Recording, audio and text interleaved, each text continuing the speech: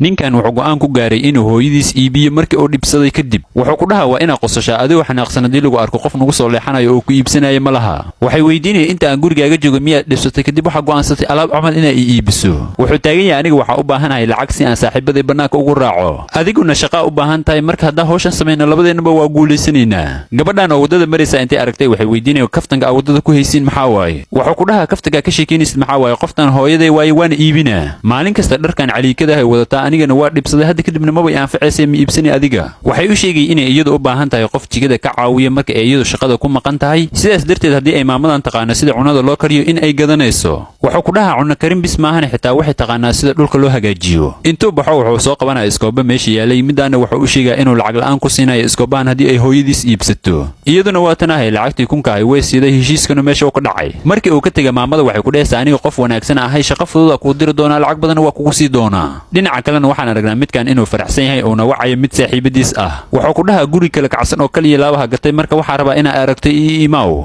intuu soo baxo wuxuu u imaanaa kuwa guryaha kireeyo wuxuu ku dhahaa waxaan rabaa 24 saac inay iga kireysiin guriga ugu qaalisan oo aad haysiin wuxuu u sheegaa haddii uu rabo guriga ugu qaalisan inay maalintii tahay $2,000 isaguna ma diidayo hore uu ka ogolaana lacagtii wuu bixiyey furihiisana waa kana waa lagu wareejiyey midkan wuxuu ku dhahaa guriga waa inaad ka baxdaa 24 saac markii ay dhammaato gabaraana kuu imaanayso iyadana saxiixa kaa qaadi doonto saaxiibadiis markay u timaado wuxuu u sheegaa inay hadda baxayaan oona guriga soo tusi doono midaana ma rabto meeshaas inay keligeed ku ahaato sidaas darteed saaxiibadeeda wacane labadooda intuu soo wado wuxuu ku dhahaa kusoo dhowaada gurigayga gaabagaabayda iska ah middan waxay taagan tahay guriga aad gaabagaabayda ku tilmaamaysid maxaa waaye waa ku faraxsanahay saaxiibaday inay haysato nin gurigan camal leh saaxiibadiisana waxay dhehaysaa gurigan waa ka helay laakiin ka warran haddii hooyada noo timaado ayna xafladiina naga qasto wuxuu u sheegaa hooyadiis inay meeshan ka fog tahay ayna soo dhoweyn sidaas darteed ay guriga ku soo dhowaadaan markii ay guriga gudaha u soo galeen waxay bilaabayaan inay ka sheekaystaan xafladda inay qabsadaan iyo in kale isla markaasna midkan teleefankiisa waa la soo wacay gabadhii saxiixa ka soo qaadi laheeda waxay ku dhehaysaa iga fur albaabka taaganahe si aysan arrintiisa ugu fashil midna kuwan wuxuu ku dhaha kor ma aadi kartiin wax yar ma igu sugi kartiin waxaa ii soo socda qof aan shaqo wadaagnahay mana rabo inaa caajis darintiin markii ay ka ogolaadeen albaabkuu furaa wuxuuna arkaa gabadha loo soo diray inay tahay midii uu hooyadiis ka gadanayay isagoo yaabanay waxay ku dhehaysaa heshiiskeenii hore iska ilow ee hadda waa inaa waraaqadahan saxiixda aniga waa la ii soo diree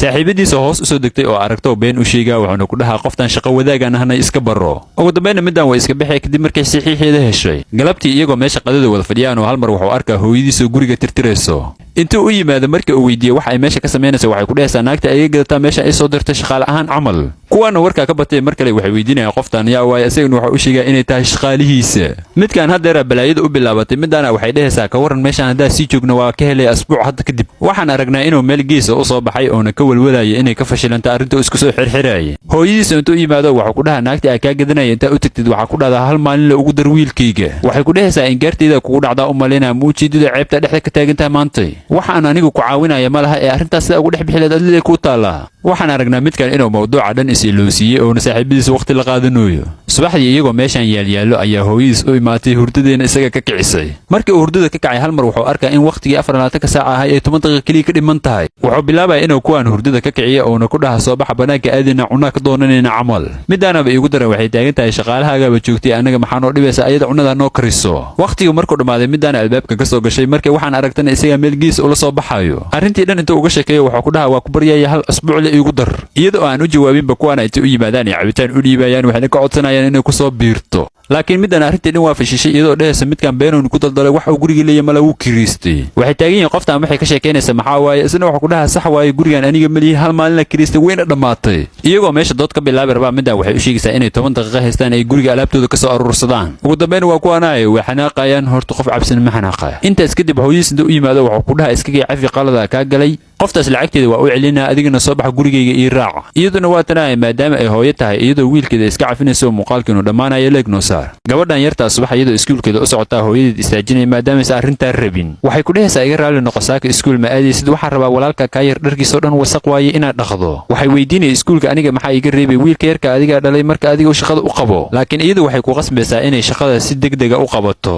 xooga kadib shaqada markay soo qabatay iyadoo cashirkeeda meesha ku akhrisanaysay buwaagta ka kala tuure waxay u sheegaysaa inay u taalo arrintan ay faraha kula jirto arrin ka muhiimsan iyaduna waxay ku dhehaysaa birito exam aa leeyahay iskuulka markaa sidaas darteed cashirka u akhrisanayay wax yar kadib midda yar waxay arkaysaa hooyadeeda boorsadeeda qaadatay oo u bixayso dalxiis asbuuc qaadanayo waxay weydiisaa haddii aad baxday wiilka yarka ayaa siinaya caanaha hooyada laakiin iyadu maba naxayso waxay taagan tahay labadiina isbuuc inaan ka soo nastaa rabaa stresska ay u kaa kiciseen intaasna waxay u raacinaya midkaa walaalkaa waayo caano boorasi haddii aad rabtid 2 asbuuc kadib waxaan aragnaa aabbihii guriga inuu dib ugu soo laabtay iyaguna ay soo dhaweynayaan maadaama uu 6 bilood guriga ka maqnaayna si wanaagsan u soo dhaweynayaan. intaas kadib hooyada gabadha yarta waxay ku dhahaysaa maxaa naga soo fiirinay orod biyo noo keen. markii ay doontay kadib midkaan intoo yaabo waxa weydiinaa maxaa ka qaldan gabadha sidii shaqaalihii camal u adeejinoosaabee. waxay bilaabaysaa iyadoo jiliin beena samaynayso inay dhahdo gabadhan shaqada ay ugu caawisaa maadaama aniga mar dhow dhalay. isaguna arrintaas macquul ay la noqotay iyaduna waatan iyadoo kor u qaadaysa cunugii ayaan dhan qaadin. maalin kadib waxaan aragnaa gabadha yar inay iskuulkeeda dib uga soo laabatay aabbuhuna ku dhaha meesha soo fadhiisa wax yarna kula hadlaa rabaaye. waxa uu weydiiyey adiga markii hore soo laabtay si fiican ay soo dhaweey jirta ayaanta caajisa ka muuqda maxaa waay. waxay u sheegay inay daalaneed maadaama ay hooyadeed ka dhigtay inay cunugii iyadu dhashay camal. intuu ku qoslo wuxuu ku dhaha caadi waaye hadday hooyada cunuga ku dhiibtay sababtoo ah iyada waqti badan heeda weyna daashay. isla markaas iyadoo ordaysa intay timaaday waxay taagan tahay maxaa ka sheekaysanaysin hadalkiina u dheeraadee. wuxuu ku dhahaa sheeko caadiya lee waaye intaa ka gudubtid maxaa maanta qadada noo karisay.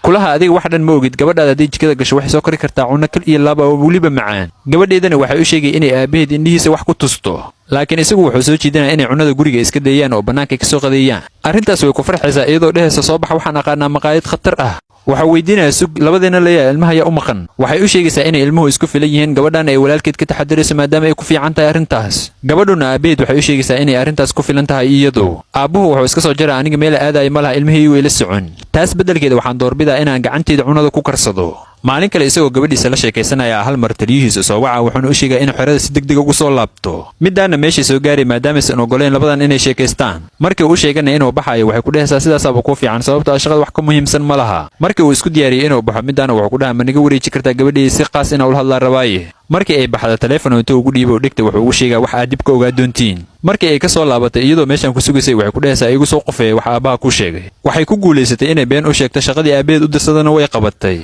nasiib xumadeeda midaan iyadoo sariirteeda cunnada lagu keenayo oo gabadha ku qaylinayso midkaan toos u daawanayay. wax yar kadib albaabka lagu soo garaaca markay furtana waxay arkaysaa inuu yahay gabadheeda macalinkeeda. waxaa weydiinaya gabadhaada maxaa ku dhacay waqti badan maysan imaan egsaamo badanna way dhaafeen. waxay taagan tahay gabadhaas anigaa dhalay anigaana qorsheynaya inay iskuul aadayso iyo inay aniga cunuga ii haynayso. iyadoo u sheegaysa inuu meesha isaga tagaa hal mar meesha waxaa soo gaaraya ninkeedoo meesha ka dhegaysanayay. waxay weydiinaya adiga miyaa meesha maxaa ka samaynayso maadan igu dhihin shaqaal iga soo wacay. wuxuu ku dhahaa ma bixin ee waxaan rabay inaa ogaado hooyo nuucee tahay. canugiisa intuu ka qaato wuxuu ku dhahaa waxaa kaa quustay markii la ii sheegay inaa asbuuc baxda adigoo cunug yar haysto. gabadheedii waxay ka codsanaysaa inaysan iyaduna ka tegin laakiin waxay ku dhahaysaa iga raali noqo makrabi inaan shaqaalo kuusii ahaado. aabbuhuna wuxuu ku dhahaa waxaad iga mahad celisaa maadaama guriga kaa burin oo anigu aan kaaga tegay wana isaga tegayaan. muuqaalkuna wuxuu dhammaana anigoo u maleeyay inay midaan faraxsan tahay leegnosa.